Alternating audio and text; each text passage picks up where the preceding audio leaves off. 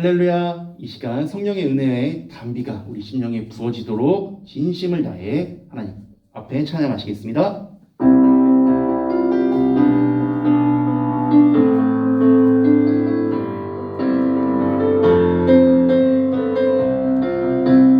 성령이여 임하소서. 메마른 나의 심령 위에 주님의 은혜의 담비 내려 나를 흠뻑 적셔주옵소서. 주의 권세 주의 능력 지금 이 시간 임하셔서 악한 권세 모두 깨트리고 주님 나라 임하소서. 영광 영광 할렐루야.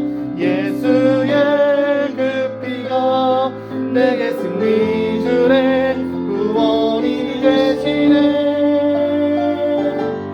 영광 할렐루야. 예수의 이름이 능력되네 소망이 되시네. 성령이 임하소서. 성령이여 임하소서. 메마른 나의 심령 위에 주님의 은혜의 담비 내려 나를 흠뻑 적셔주옵소서. 주의 권세 주의 능력 지금 이 시간 임하셔서 악한 권세 모두 깨트리고 주님 나라 임하소서. 영광 할렐루야.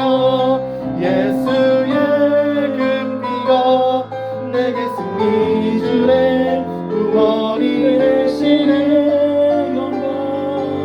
영광 할렐루야. 예수의 이름이 능력되네 소망이 되시네. 영광 할렐루야. 영광 할렐루야. 예수의 그 피가 내게 승리 주네 구원이 되시네. 영광 할렐루야. 예수의 이름이 능력되네 소망이 되시네.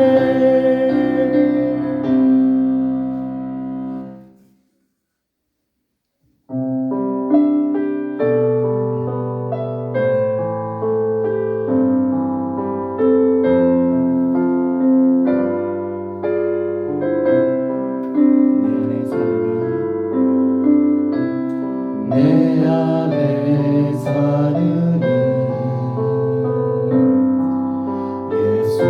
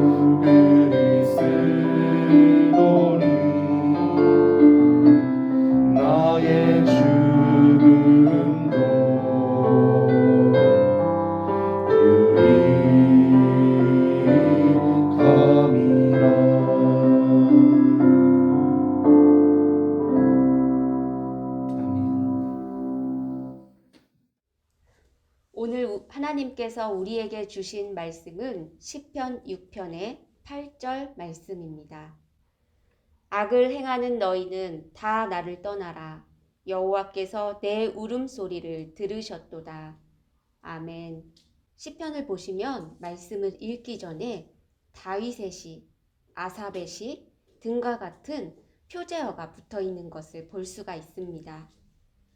표제어를 통해 우리는 해당 시편의 저자가 누구인지, 또한 어떤 역사적 배경에서 쓰여졌는지, 혹은 음악 장르가 무엇인지, 그리고 어떤 의식에 쓰여졌던 노래인지에 대한 매우 중요한 정보들을 알 수가 있습니다. 그래서 표제어를 함께 읽으면 해당 시편의 배경을 알 수 있는 것입니다. 그럼 오늘 시편 6편의 표제어를 한번 살펴볼까요? 어떻게 되어 있습니까? 다윗의 시, 인도자를 따라 현악 8째 줄에 맞춘 노래라고 되어 있는 것을 볼 수가 있습니다. 스미닛이라고 하는 8번째 줄은 제일 낮은 소리, 매우 굵은 음을 나타냅니다.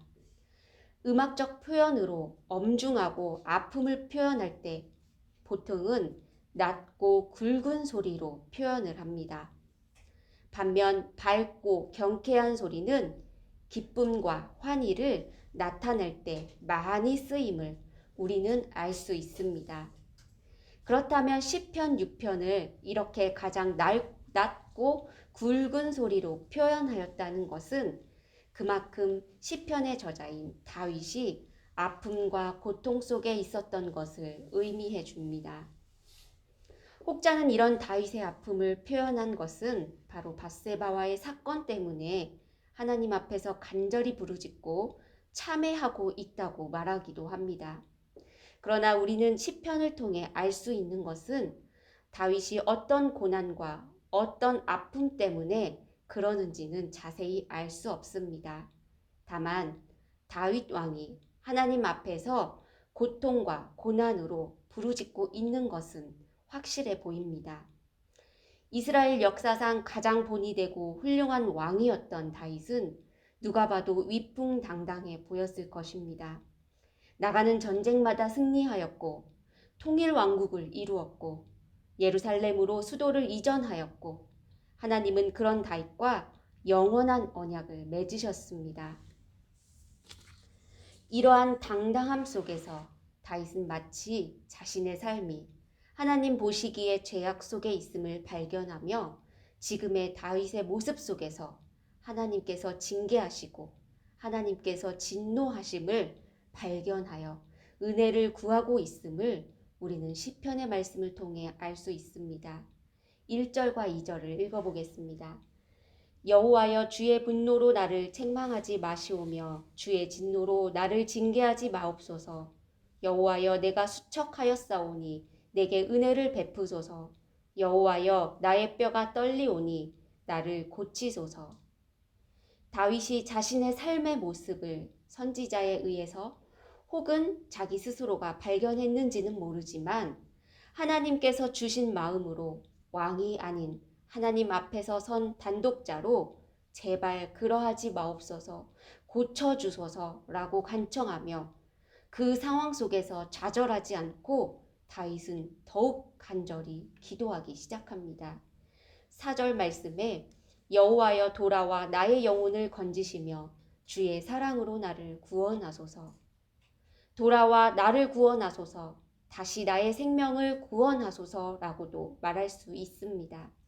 하나님의 자비에 근거해 다윗은 자신의 구원을 구하고 있습니다. 그 자비란 바로 하나님께서 아브라함과 이삭과 야곱에게 약속하신 것을 기억하시고 이스라엘 민족을 구원시키신 그 언약의 사랑처럼 다윗도 하나님의 언약적 사랑 안에서 다시 한번 하나님의 자비를 체험하기를 요청하며 기도하고 있었던 것입니다. 우리도 그럴 때가 있지 않습니까? 남들 보기에는 너무나 모자랄 것 없고 가족 앞에서도 당당하지만 그 누구에게도 말할 수 없는 깊은 슬픔과 아픔과 고통이 나를 짓누를 때, 그리고 삶의 무게로 인하여 괴로울 때 있지 않습니까? 그렇다면 어떻게 하시겠습니까? 바로 시편 6편이 그 해법을 제시해주고 있습니다. 8절 말씀에 악을 행하는 너희는 다 나를 떠나라. 여호와께서 내 울음소리를 들으셨도다. 바로 언약 안에 있는 하나님의 자녀가 약속의 말씀을 근거로 기도할 때 주님께서 들으신다는 확신입니다. 힘들고 고통스럽고 불확신한 것들로 가득 차 있는 이때에 기도 응답을 받는 확실한 방법 하나는 하나님의 언약의 말씀입니다. 다윗처럼 오늘 언약의 말씀 붙잡고 기도하시면 8절의 말씀처럼 내 울음소리를 들으셨도다 라고 기도 응답의 확신을 가지실 수 있을 것입니다. 걱정, 근심 내려놓고 나에게 하나님 말씀해 주세요. 그리고 하나님께서 말씀해 주신 그 말씀 붙잡고 기도할 수 있도록 믿음과 지혜 주세요 라고 간구하시는 하루 되시길 간절히 바라겠습니다. 기도하겠습니다. 하나님 감사합니다. 오늘 시편 6편의 말씀을 통해 좌절과 실망과 고통 속에 있을 때에 하나님의 언약을 다시 한번 기억하고 하나님의 사랑을 다시 한번 기억하고 하나님께서 약속해 주신 그 사랑 안에 다시 거할 때에 우리가 그 약속을 말미암아 기도할 때에 응답받을 수 있다라는 사실을 배웠습니다. 하나님, 저희에게 말씀을 허락하여 주시어서 그 말씀 붙잡고 그 성경의 말씀 붙잡고 기도할 수 있도록 믿음과 지혜와 능력을 허락하여 주시옵소서. 그리하여 반드시 하나님의 약속의 말씀을 근거로 기도의 응답 확신을 받을 수 있도록 우리를 인도하여 주시옵소서. 하나님의 사랑과 자비가 나에게 오늘 하루도 임하기를 간절히 원하옵니다. 이 모든 말씀 예수님 이름으로 기도드렸습니다. 아멘. 함께 찬양하시고 기도하시겠습니다.